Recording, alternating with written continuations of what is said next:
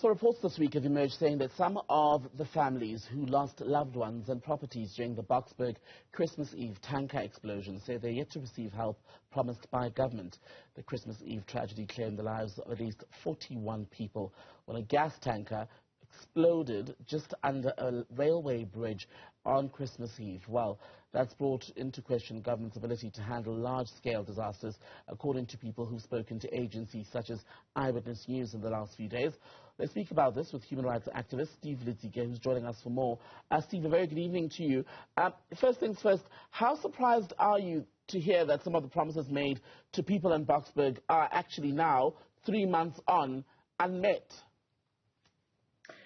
Well, I think this is one of the biggest problems that we've consistently seen, where when disaster of this nature happens, we are expecting that, those in government, particularly at those local level, at the district level, at provincial level, where implementation takes place, must actually respond on time.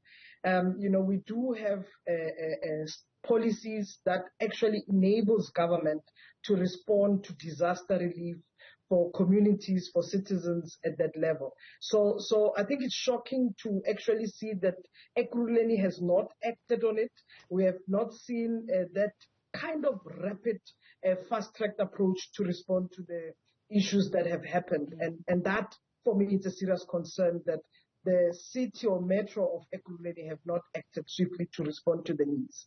But it's not an unfamiliar tale in South Africa when you consider, for example, the after effects and the period that followed the disastrous Easter weekend floods in KZN, where people said promises were made for housing and other provisions, yet months and almost a year later, many are still sitting waiting for basic rehousing. For instance, still living in community halls. People in Boksburg say, well, their homes were affected by this disaster, are basically destroyed, and that help has not come. Is it that we don't understand how complex government processes are, or that government itself is dragging its feet?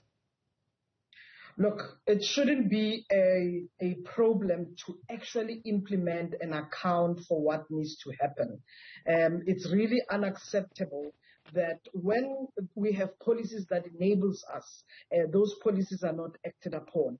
I think the MEC of Kokta in Gauteng, the MEC responsible, must charge, the Ekurhuleni government with that responsibility and follow through, and not allow that, when a disaster of this nature happened that killed up to about 41 people, that the government in Ekurhuleni is not acting on it. Now, the calls that must be clearly made is that you are enabled as the MEC to actually charge for accountability. But at the same time, looking at the political landscape, looking at the policy framework, must not actually put a blindfold on providing the services.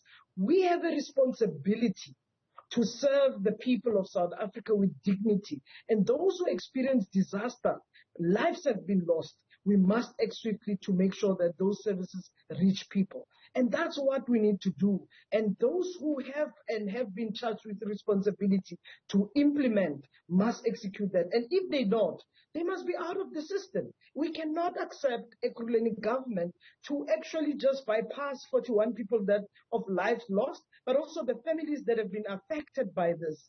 Why is the Ekurhuleni government quiet and sitting and doing nothing? And yet, people are saying the last time they visited their families was when the disaster happened. Since then, 2 months, 3 months later, nothing has been done. They must be charged, or they must be out of government if they can't do their work. Complacency must never be tolerated.